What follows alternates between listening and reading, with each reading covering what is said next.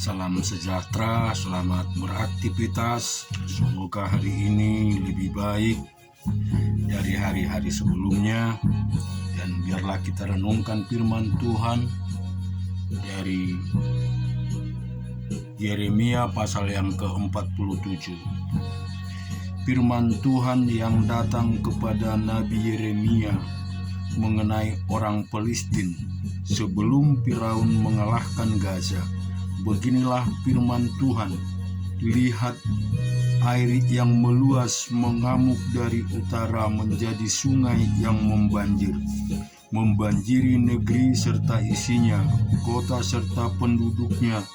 Manusia akan berteriak dan seluruh penduduk negeri akan meratap, mendengar bunyi derap kuku kudanya, mendengar derik keretanya,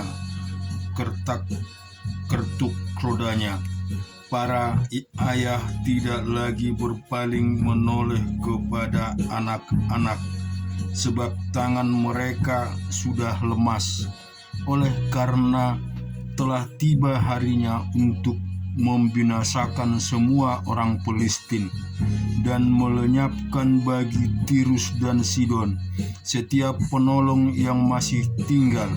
Sungguh Tuhan akan membinasakan orang Palestina, yakni sisa orang yang datang dari pulau Pator. Gaza telah menjadi gundul, Askelon telah menjadi bungkam. Hai Asdod, sisa orang Enak, berapa lama lagi engkau menoreh-noreh diri? Ah, pedang Tuhan, berapa lama lagi baru engkau berhenti?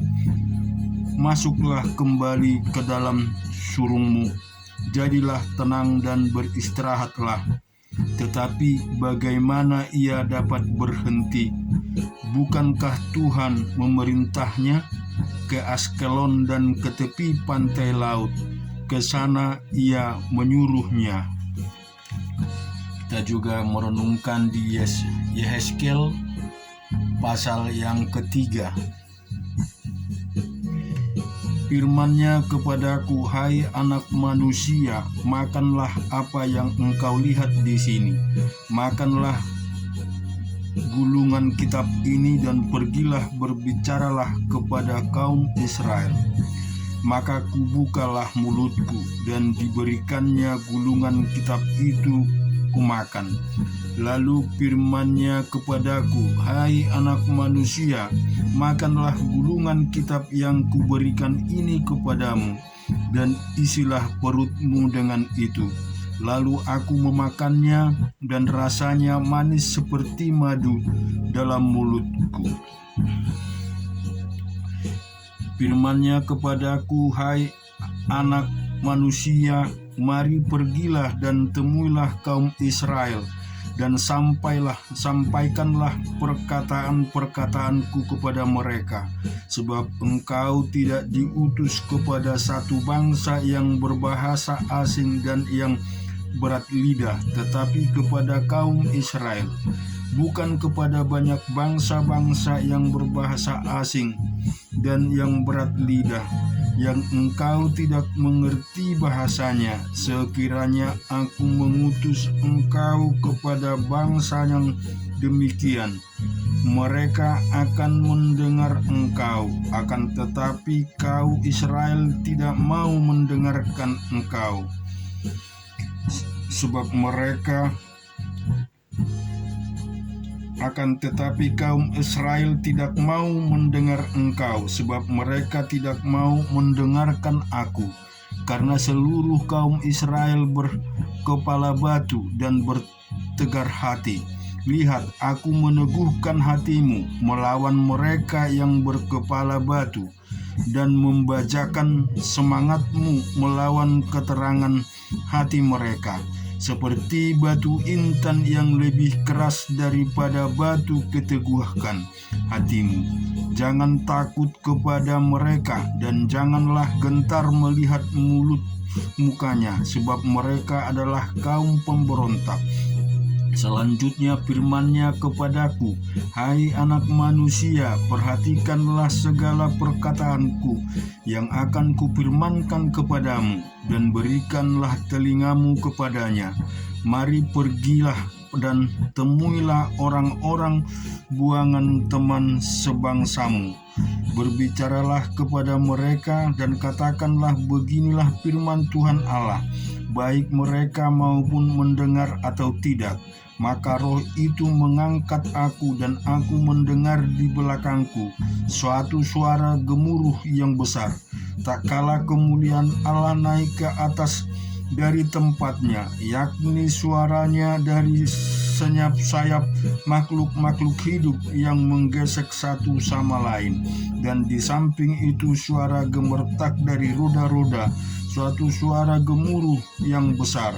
Dan roh itu mengangkat dan membawa aku, dan aku pergi dengan hati panas dan dengan perasaan pahit, karena kekuasaan Tuhan memaksa aku dengan sangat.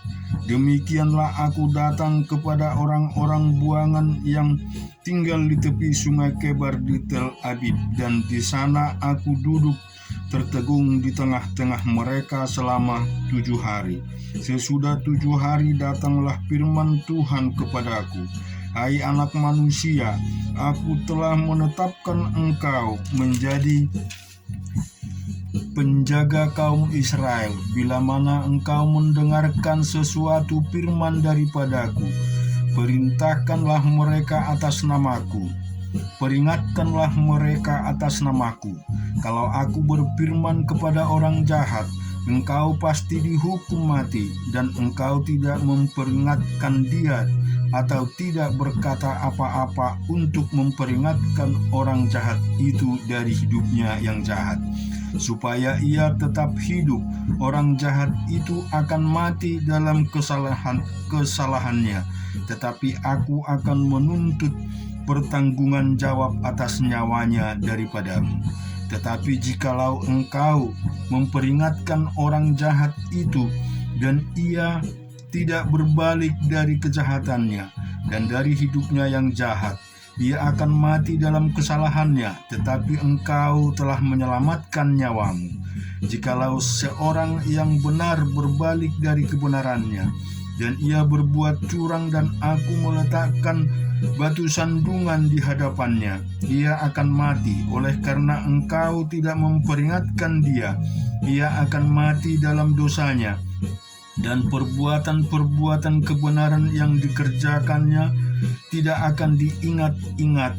Tetapi aku akan menuntut pertanggungan jawab atas nyawa daripadamu. Tetapi jikalau engkau memperingatkan orang yang benar itu, supaya ia jangan berbuat dosa, dan memang tidak berbuat dosa, ia akan tetap hidup, sebab ia mau menerima peringatan, dan engkau telah menyelamatkan nyawamu. Maka di sana kekuasaan Tuhan meliputi aku, dan ia berfirman kepadaku, bangunlah dan pergilah ke lembah di sana. Aku akan berbicara dengan engkau. Aku bangun dan pergi ke lembah. Sesungguhnya di sana kelihatan kemuliaan Tuhan, seperti kemuliaan yang telah kulihat di tepi sungai Kebar, dan aku sujud. Tetapi masuklah roh ke dalam aku, dan ditegakkannya aku. Lalu ia berbicara dengan aku, katanya, pergilah pulang, kurunglah dirimu di dalam rumahmu. Dan engkau, anak manusia, sesungguhnya engkau akan diikat dengan tali dan akan dibelenggu, sehingga engkau tidak bisa keluar masuk di tengah-tengah mereka. Dan aku akan membuat lidahmu melekat pada langit-langitmu, sehingga engkau menjadi bisu dan tidak akan menempelkan mereka, sebab mereka adalah kaum pemberontak. Tetapi kalau aku berbicara dengan engkau, aku akan membuka mulutku, dan engkau akan mengatakan kepada mereka, beginilah firman Tuhan Allah. Orang yang mau mendengar, biarlah ia mendengar, dan orang yang mau Baiklah membiarkan, sebab mereka adalah kaum pemberontak. Kita juga merenungkan di 2 Samuel pasal yang ke-13. Sesudah itu terjadilah yang berikut. Absalom bin Daud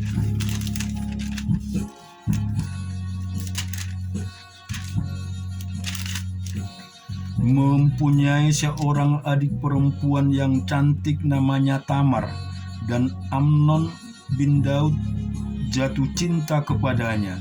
Hati Amnon sangat tergoda sehingga ia jatuh sakit karena Tamar, saudaranya itu, sebab anaknya perempuan itu masih perawan dan menurut anggapan Amnon mustahil untuk melakukan sesuatu terhadap dia. Amnon mempunyai seorang sahabat bernama Yonadab, anak Simea, kakak Daud. Yonadab itu seorang yang sangat cerdik. Katanya kepada Amnon, "Hai anak raja, mengapa engkau demikian merana di setiap pagi? Tidakkah lebih baik engkau memberitahukannya kepadaku?" Kata Amnon kepadanya, "Aku cinta kepada Tamar, adik perempuan Absalom, saudaraku itu." Lalu berkatalah Yonadab kepadanya, "Berbaringlah di tempat tidurmu dan berbuatlah pura-pura sakit.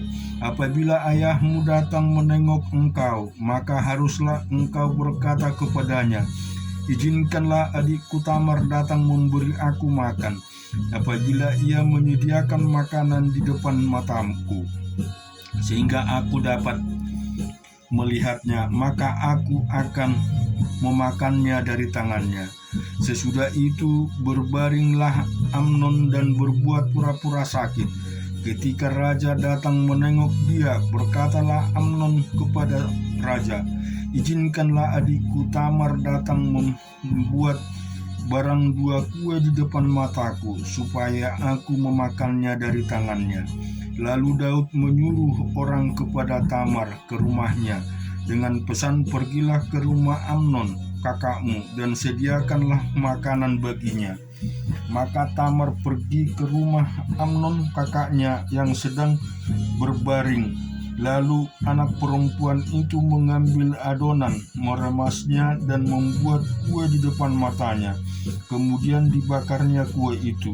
Sesudah itu gadis itu mengambil kuali dan mengeluarkan isinya di depan Amnon, tetapi ia tidak mau makan. Berkatalah Amnon, "Suruhlah setiap orang keluar meninggalkan aku." Lalu keluarlah setiap orang meninggalkan dia.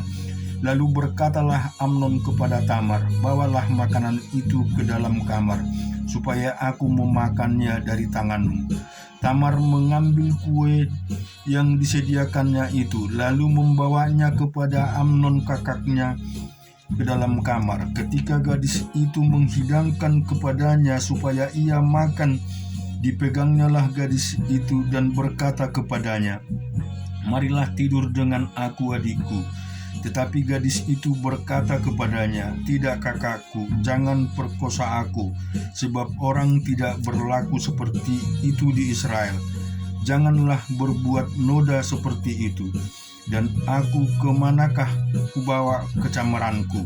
Dan engkau akan dianggap sebagai orang yang bebal di Israel. Oleh sebab itu berbicaralah dengan raja, sebab ia tidak akan menolak memberikan aku kepadamu." Tetapi Amnon tidak mau mendengarkan perkataannya, dan sebab itu lebih kuat daripadanya, diperkosanyalah dia lalu tidur dengan dia. Kemudian timbullah kebencian yang sangat besar pada Amnon terhadap gadis itu, bahkan lebih besar benci yang dirasakannya kepada gadis itu daripada cinta yang dirasakannya sebelumnya. Lalu Amnon berkata kepadanya, "Bangunlah, ayanglah." Lalu berkatalah gadis itu kepadanya, "Tidak kakakku, sebab menyuruh aku pergi adalah lebih jahat daripada apa yang telah kau lakukan kepadaku tadi." Tetapi Amnon tidak mau mendengar dia. Dipanggilnya orang muda yang melayani dia, katanya, "Suruhlah perempuan ini pergi daripadaku, dan kuncilah pintu di belakangnya. Gadis itu memakai baju kurung yang maha indah, sebab demikian putri-putri raja yang masih perawan berpakaian baju kurung panjang. Kemudian pelayan itu menyuruh dia keluar, lalu mengunci pintu di belakangnya. Lalu Tamar menaruh abu di atas kepalanya, mengoyakkan baju kurung yang maha indah yang dipakainya, meletakkan tangannya di atas kepalanya, dan pergilah ia sambil meratap dengan nyaring. Bertanyalah Absalom kakaknya kepadanya, apakah Amnon kakakmu itu bersetubuh dengan engkau? Maka sekarang adikku,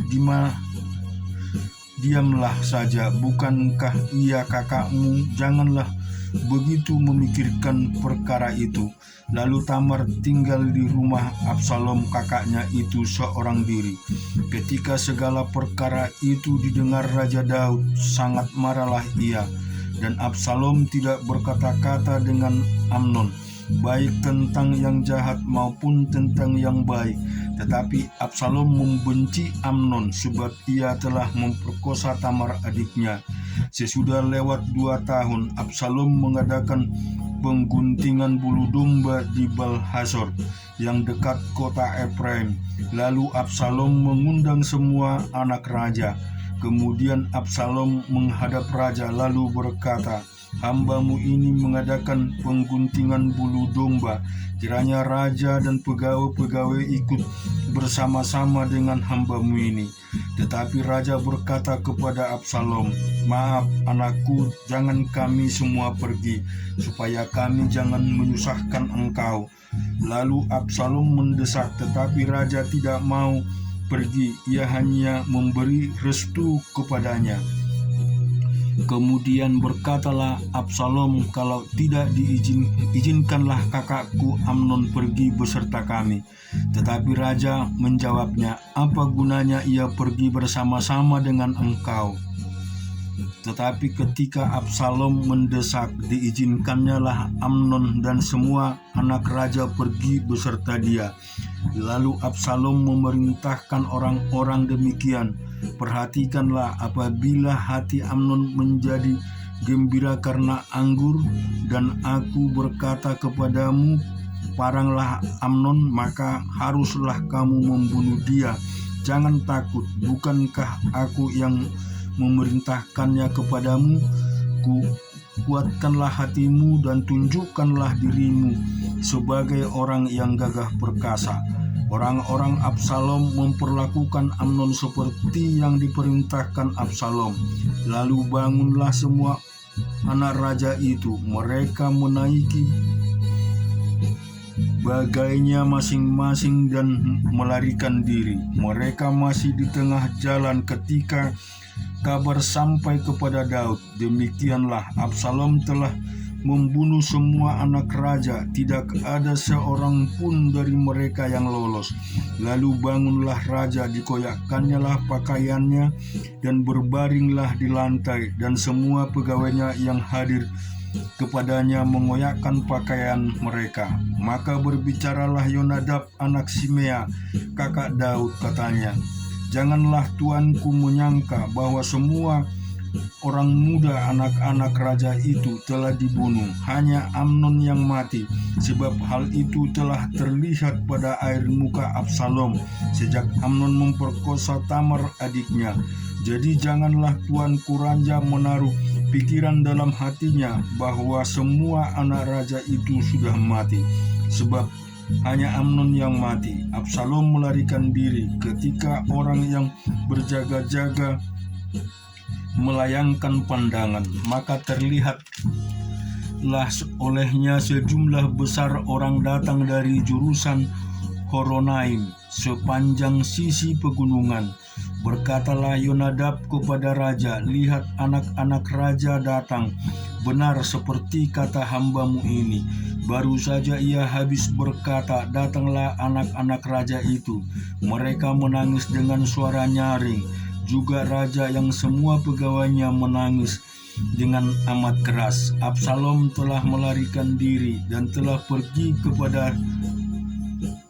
Talmai bin Amihur, raja negeri Gesur, dan Daud berduka cita berhari-hari lamanya karena anaknya itu. Absalom telah melarikan diri dan telah pergi ke Gesur. Ia tinggal di sana 3 tahun lamanya. Lalu raja tidak lagi marah terhadap Absalom, sebab kesedihan hatinya karena kematian Amnon telah surut. Kita juga renungkan firman Tuhan di 2 Korintus pasal yang ke-5. Karena kami tahu bahwa jika kemah tempat kediaman kita di bumi ini dibongkar, Allah telah menyediakan satu tempat kediaman di sorga bagi kita, suatu tempat kediaman yang kekal, yang tidak dibuat oleh tangan manusia. Selama kita di dalam kemah ini, kita mengeluh karena kita rindu mengenakan tempat kediaman surgawi di atas tempat kediaman kita yang sekarang ini. Sebab dengan demikian kita berpakaian dan tidak kedapatan telanjang. Sebab selama masih diam di dalam kemah ini, kita mengeluh oleh beratnya tekanan karena kita mau mengenakan pakaian yang baru itu tanpa menanggalkan yang lama, supaya yang panah itu telah ditelan oleh hidup. Tetapi Allah yang justru mempersiapkan kita untuk hal itu, dan yang mengaruniakan Roh kepada kita sebagai jaminan segala sesuatu yang telah disediakan bagi kita. Maka oleh karena itu hati kami senantiasa tabah, meskipun kami sadar bahwa selama kami mendiami tubuh ini, kami masih jauh dari Tuhan. Sebab hidup kami ini adalah hidup karena percaya, bukan karena melihat. Tetapi hati kami tabah, dan terlebih suka kami beralih dari tubuh itu untuk menetap pada Tuhan. Sebab itu juga kami berusaha, baik kami diam di dalam tubuh ini maupun kami diam di luarnya, supaya kami berkenan kepadanya. Sebab kita semua harus menghadap tahta keadilan Kristus, supaya setiap orang memperoleh apa yang patut diterimanya sesuai dengan yang dilakukan dalam hidupnya ini, baiklah ataupun jahat. Kami tahu apa artinya takut akan Tuhan, karena itu kami berusaha meyakinkan orang. Bagi Allah hati kami nyata dengan terang, yang aku harap hati kami nyata juga demikian bagi pertimbangan kamu. Dengan ini kami tidak berusaha memuji-muji diri kami sekali lagi kepada kamu, tetapi kami mau memberi kesempatan kepada kamu untuk memegahkan kami, supaya kamu dapat menghadapi orang-orang yang bermegah karena hal-hal lahiriah dan bukan batiniah. Sebab jika kami tidak menguasai diri, hal itu adalah dalam pelayanan Allah, dan jika kami menguasai diri, hal itu adalah untuk kepentingan kamu. Sebab kasih Kristus yang menguasai kami, karena kami telah mengerti bahwa jika satu orang sudah mati untuk semua orang, maka mereka semua sudah mati. Dan Kristus telah mati untuk semua orang, supaya mereka yang hidup tidak lagi hidup untuk dirinya sendiri, tetapi untuk kita yang telah mati dan telah dibangkitkan untuk mereka. Sebab itu kami tidak lagi menilai seorang juga pun menurut ukuran manusia. Dan jika kami pernah menilai Kristus menurut ukuran manusia, sekarang kami tidak lagi menilainya demikian. Jika siapa yang ada di dalam Kristus, ia adalah ciptaan baru. Yang lama sudah berlalu, sesungguhnya yang baru sudah datang. Dan jika semua itu dari Allah, yang dengan perantaraan Kristus telah mendamaikan kita dengan dirinya, dan yang telah mempercakapkan pelayanan perdamaian itu kepada kami. Sebab Allah mendamaikan dunia dengan dirinya oleh Kristus dengan tidak memperhitungkan pelanggaran mereka. Ia telah mempercayakan berita perdamaian itu kepada kami. Jadi kami ini adalah utusan-utusan Kristus, seakan-akan Allah menasihati kamu dengan perantaraan kami. Dalam nama Kristus kami meminta kepadamu, berilah dirimu didamaikan dengan Allah. Dia yang tidak mengenal dosa telah dibuatnya menjadi dosa, dan karena kita, supaya dalam Dia kita dibenarkan oleh Allah.